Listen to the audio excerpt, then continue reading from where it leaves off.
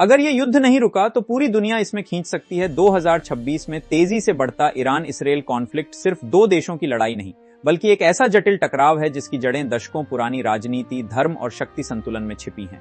इसकी शुरुआत 1979 की इरानियन रेवोल्यूशन से होती है, जब ईरान में सत्ता परिवर्तन के बाद इसराइल के साथ खुली दुश्मनी शुरू हुई और मिडल ईस्ट धीरे धीरे दो धड़ों में बंटता चला गया। समय के साथ यह टकराव सीधे युद्ध में नहीं बल्कि प्रॉक्सी वॉर के रूप में चलता रहा, जहां ईरान ने अपने प्रभाव को बढ़ाने के लिए हेजबॉलर और हामास जैसे संगठनों का सहारा लिया, जबकि इजराइल लगातार इन खतरों को खत्म करने की रणनीति बनाता रहा। मार्च 2026 में हालात अचानक तब बिगड़ गए जब इजराइल ने ईरान के कथित न्यूक्लियर ठिकानों पर हमला किया, जिसके बाद पूरे क्षेत्र में तनाव विस्फोट हो गया। मिसाइल हमले, एयर स्ट्राइक और जवाबी कार्रवाइयों ने मिडल ईस्ट को युद्ध के मैदान में बदल दिया। यह स्थिति इसलिए और खतरनाक हो जाती है क्योंकि दोनों देशों के पास एडवांस्ड मिलिट्री ताकत है और न्यूक्लियर कैपेबिलिटी को लेकर हमेशा संदेह बना रहता है, जिससे हर छोटा कदम भी बड़े विनाश में बदल सकता है। इसी के साथ वैश्विक ताकतों की एंट्री इस संघर्ष को और गंभीर बना देती है।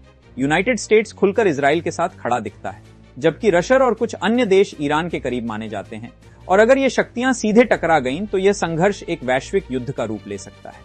इस पूरे तनाव का सबसे बड़ा असर आम लोगों पर पड़ता है। हजारों लोग अपने घर खो देते हैं, शहर खंडहर बन जाते हैं, अर्थव्यवस्था टूट जाती है और तेल की कीमतों से लेकर रोजमर्रा की चीजों तक पूरी दुनिया प्रभावित होती है। डर, अनिश्चितता और अफवाहों के बीच हर दिन हालात बदलते जा रहे हैं और कोई भी निश्चित रूप से नहीं कह सकता कि यह संघर्ष कब और कैसे खत्म होगा या फिर और कितना भयानक रूप लेगा। सबसे चौंकाने वाली बात यह है कि यह सिर्फ एक युद्ध नहीं बल्कि एक ऐसी आग है जो धीरे धीरे पूरी दुनिया को अपनी चपेट में ले सकती है। और अगर समय रहते इसे रोका नहीं गया तो इसका परिणाम इतिहास के सबसे खतरनाक युद्धों में से एक हो सकता है।